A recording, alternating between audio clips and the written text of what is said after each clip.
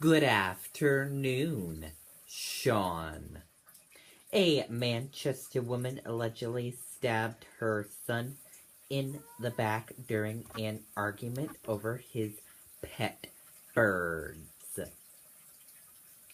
Police said an officer was working a security detail at Elliott Hospital on Sunday night when the 18-year-old victim came into the emergency room.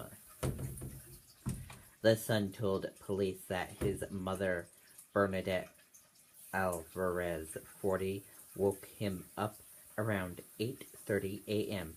and started arguing with him about two pet birds, threatening to get rid of them.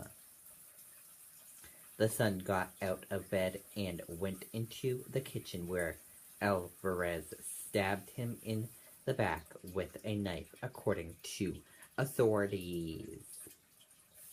He was threatened for a serious but non-life-threatening puncture wound to his upper shoulder. Police went to Alvarez's Belmont Street apartment where officers found a knife that had been wiped clean.